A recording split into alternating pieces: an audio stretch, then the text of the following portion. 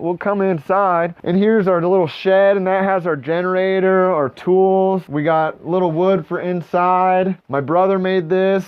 You know, it's not the most amazing piece of furniture in the world, but my God, we're not gonna throw it away. Normally we take off our shoes when we enter, but we're gonna make an exception this time. So now we are in the immaculate kitchen of our cabin here. Nothing spectacular, but you know, we got what we need and some. The oven wasn't here when we bought it. We brought the oven in, got some basic shelving, you know what I mean? Nothing spectacular. Don't mind the diet and the Whoppers. This was here, you know, the guy had made this countertop. It's beautiful, you know what I mean? But this happened this year. It's not the most pressure in the world, but hey, it works. And then we can filter it, you know? We got a filter that hooks up to the well, goes through the filter, goes into the tank upstairs, which you'll see, and then we filter it through here. So we do filter it twice before we drink it. Haven't had it tested yet, but it passes the taste test with flying colors. The guy who built this house, his name is Wayne Sapp. He was from Iowa. Him and his wife bought this land and built the house. They were going to use it as a summer retreat, but then they had, before he finished the house, they had a big tornado storm that blew down their biggest barn in Iowa, and they needed money. So they ended up turning around and selling the place, and that's why we got it for such a good deal. But now I'm really glad. At first I saw it as like kind of a, gosh, I got this house, I don't know what to do, my Lord. But now I'm thankful because we've been able to do a lot more work outside, and I couldn't build something like this. You know, I just couldn't, not yet in my life, you know. Like I stated before, there are unfinished projects, you'll see. We put the wood stove in.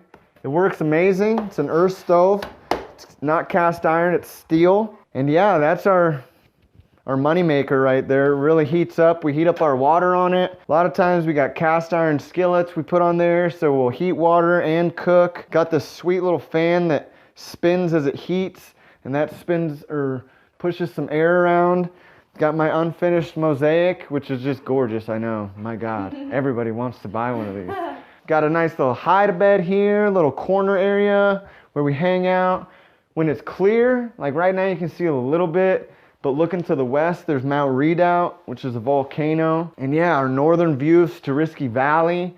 You'll see a lot of moose down there, hear wolves, coyotes at night. Doesn't take too much to heat, pretty small. All right, so our bathroom here, like I said, is unfinished because I'm not really that great of a carpenter. Now we have a toilet that runs, which I don't care about, but my girlfriend cares about, and I can understand why. It's nice when people come over to be able to send them to the toilet instead of the outhouse. Not to get private, but I pee all around the outside of our land. You know, not the 20 acres, but where we have the orchard, and that acts, I think, as like a border for the animals to stay away. We mark our territory, and I talk to my dogs like they're little humans, and I'm like, go pee on the borders, and I swear they do, man. So yeah, now we got a toilet, which is nice, but we would like to put a bath. Not sure if dimensions match up. We do have it plumbed for water, both hot water on demand system as well as the cold water. So once I figure out a design that I want in here,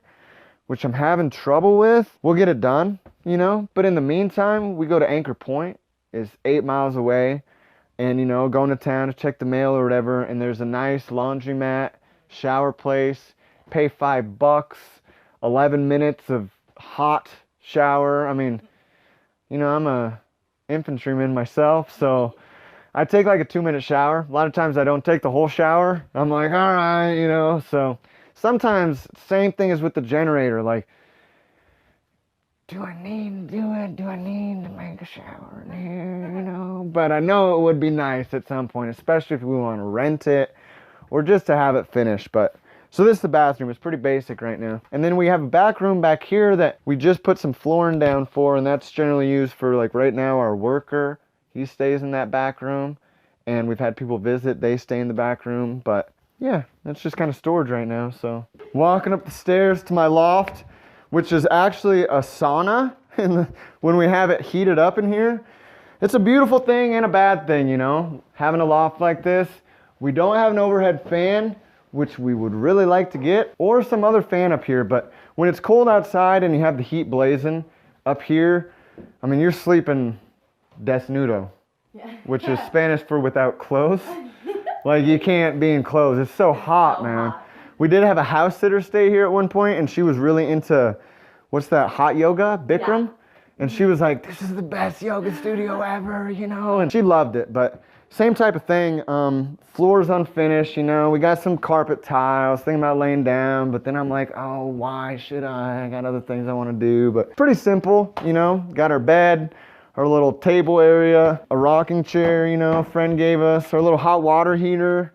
Earlier, I made a mistake, because usually I have Levi, who's the plumber, fill up the water tank. You know, we run the well, fill up the water. Well, I was the one in charge, and of course, I'm Mr. Multitask, so I was building a fire at the same time, and it overflowed, you know?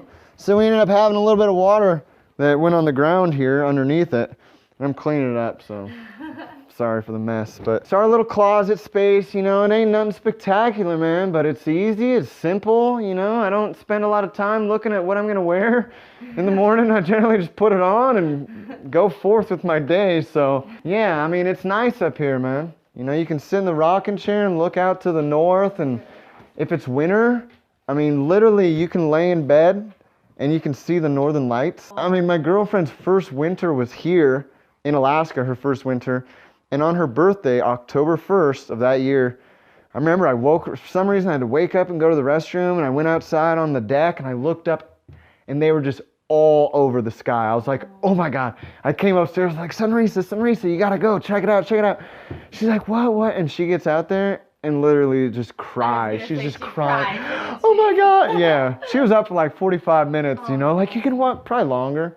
Me, I've seen it so much, you know, I grew up in Nome, but seen it so much, just like, oh yeah, the Northern Lights, it's great, you know, but it is really nice to be able to be in your own home, look out the windows, go on your deck. There's no light pollution, which is another huge quality in off-the-grid living.